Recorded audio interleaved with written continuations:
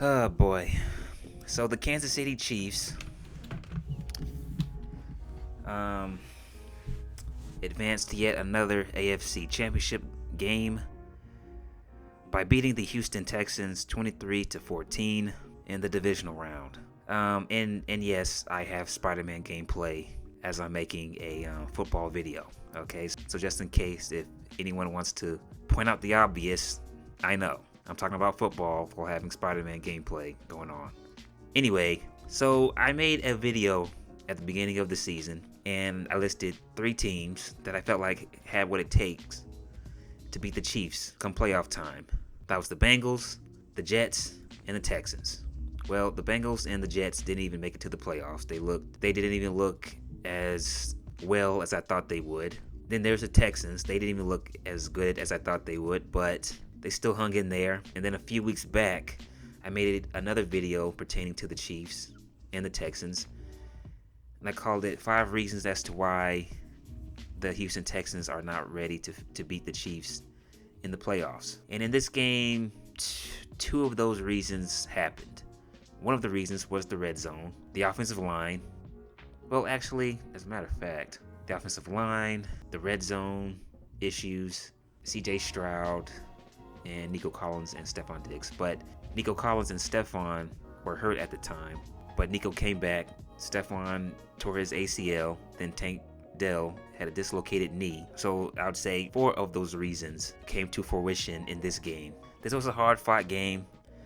This was a muggy, grinded-out type of game. Teams seem to play hard during the postseason, especially if the game involves 2 teams that had played early on in the season. So I felt like Houston definitely came out with some energy on the defensive side of the ball, especially because they gave up a large return. They gave up a 63-yard kick return. It was knocked loose by Chris Boyd, but Houston wasn't able to capitalize on that opportunity. The Chiefs were still in great field position at the 26, starting off their first drive of the game. Houston played well by keeping them out of the end zone and holding them to a field goal. The story coming out of this game isn't how 2 teams played well. It was neck and neck throughout the entire game. It was a hard-fought defensive battle.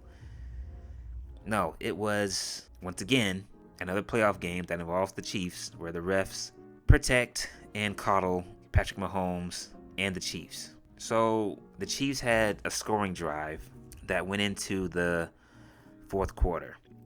Patrick Mahomes is running around. He's trying to get some yardage. He's trying to move forward, get a first down, possibly more. He slides 2 defenders, their linebacker Henry Toto and another defender. They collide with each other. They make head-to-head contact with one another. They don't hit Patrick Mahomes. They don't sandwich Patrick Mahomes' head. And whether they did or not, I immediately said to myself, flag. It's a flag because Patrick is the golden child. He's the golden child. Roger Goodell, the NFL, wants to protect him. And Houston gets a penalty. That keeps the drive alive for the Kansas City Chiefs. They get extra yardage, and then they end up scoring. There was another play when the Chiefs were in the red zone. I think this was on their scoring drive. Mahomes is running towards the sideline, and 2 Texans defenders pull up from hitting him, and he gets pushed a little bit, but he flops. Dalton Schultz, he gets tackled by their safety, by the Chiefs safety, Brian Cook. He gets tackled with the hip drop tackle, or whatever you want to call it, the tackle that got banned this offseason. No flag on that play. Chiefs also got bailed out by another penalty. Oh, it was a roughing the passer penalty that was called on by Will Anderson, which I didn't think was a roughing the passer call, okay? I didn't see Mahomes' head like whip back violently. Will is just trying to make a play, get Mahomes on the ground as quickly as possible, and he gets called for it. And these defenders are just so handcuffed as well. They can't. There are times when I'm watching football games and I see defenders not knock a quarterback's head off when he's running in the middle, or wide receiver when he's going across the middle, because I think they're afraid to hit these guys. They're afraid to get fined. They're afraid to get in trouble. They're afraid to get penalized. It's just an offensive branded game now. People want to see the big explosive plays. They want to see the 80-yard touchdown passes to Tyreek Hill, and they want to see Travis Kelce break 3 tackles without facing a whole lot of contact. So yeah, once again, another game to where it's not about how hard both teams played. It's about the refs. And it was trending on social media. People are talking about it. I'm so tired of the fucking Chiefs. So let's talk about Houston. So Houston, their offensive line, up until the very end of the game, later on in the game, I thought they did well. Joe Mixon ran the ball 18 times, had 88 rushing yards, had 1 touchdown. The offensive line was doing a good job of pushing this talented defensive front of the Kansas City Chiefs out the way and creating lanes for him. They had a beautiful drive in the third quarter to where they leaned on Mixon, they utilized play action, and they finished it off with a touchdown run, a 13-yard touchdown run by Mixon. But they controlled the clock very well in that third quarter. They had the ball for most of the third quarter. And I felt as if Houston should have played that style more. I thought they should have leaned on Joe quite a bit in this game, in my opinion. Try to play a good brand of smash mouth football and get physical with Kansas City and try to utilize the play action a lot more. Going into this game, I thought that Houston would have tried to run plays that would get CJ off his spot, not have him sit in the pocket and go through his reads when you have that front 7 coming after you or him. CJ was 19 for 28, 245 yards, no touchdowns. I thought he almost had 2 bad interceptions towards the sideline. Trent McDuffie got in front of one, and then he threw one into double coverage. But in fairness to CJ, I think he really did miss Stephon and Tank Dell, because the only receiver that they had was Nico, and Kansas City took him out of the equation on some plays by double teaming him and making the others make plays in the passing game. And shoot, there were times where Nico was not on the field. So losing Stephon and losing Tank Dell really hurt Houston. It really came back to bite them because there was no big play threat. Kansas City didn't really have to worry about Tank Dell and Stephon Diggs taking the top off the defense. You didn't really have the threat of 2 wideouts winning one-on-one and getting free. There were plays before Stephon got hurt to where they would run these design trick plays for Stephon, and I felt like they really implemented him in that offense. They really wanted him to have the ball in his hands quite a bit. For the most part, it was I thought Mixon, like all season long, he was good. Felt like whenever they had good success, for the most part, it came from Joe Mixon. Everybody else, Nico Collins was targeted 8 times, had 5 receptions, 81 yards. Dalton Schultz was targeted 4 times, 4 receptions, 63 yards.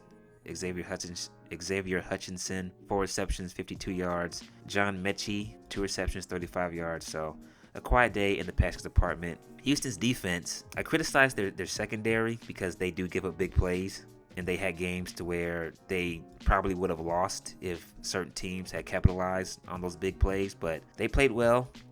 Will Anderson had 2 sacks. Tommy Togai had 1 sack. They really did a good job of keeping this Chiefs offense in check. Although, except for Kelce, he just kept getting open. And watching this Chiefs team over the years, it drives me nuts seeing Kelce so wide open on third downs in crucial situations. Houston could not score in the red zone. Once again, they didn't score in the red zone. They didn't capitalize on their opportunities. They didn't finish drives. Kiami Fairburn, he missed the field goal. He missed an extra point when they had that beautiful drive in the third quarter. Houston was able to move the ball. They were able to. Kansas City was letting the wide receivers get in the middle of the field. There were times to where they would give certain receivers some cushion, and the wide receivers were able to run in-breaking routes in front of them and give CJ a target to throw to. Then the offensive line fell apart later on in the game. They just couldn't protect CJ. He was sacked. He was sacked 8 times in this game. So offensive line broke down late in the fourth quarter, not having Stephon Diggs and Tank Dell hurt, and not being able to finish drives. Excuse me. So, yeah, that's all she wrote for the Texans. Now the Chiefs. Patrick Mahomes, 16 for 25, 177 yards, 1 touchdown pass. Another mediocre, average game from, air quote, the GOAT. The defense stepped up. The defense has been the story for this Chiefs team all season long. Kareem Hunt had some tough runs. 8 attempts, 44 yards, 1 touchdown. Pacheco, 5 attempts, 18 yards. Travis Kelce, 7 receptions, 117 yards, 1 touchdown. He was the bulk of their offense. Oh, and going back to Mahomes, he missed Marquise Brown, damn it. Marquise Brown on what looked like to be a wheel route towards the back of the end zone. He missed him. He had to step on him. But that's the GOAT, right? If he's the GOAT, he makes that touchdown pass. So the Chiefs are once again headed to yet another AFC Championship game. I think a lot of people are going to be rooting for the Bills or the Ravens, whoever comes out on top in that game. I'm so tired of the fucking Chiefs. I'm so tired of the Chiefs. But I have a feeling that the refs are going to end up screwing either Buffalo or Baltimore. Those are my thoughts on this game. Please like and subscribe. That is it. I am out.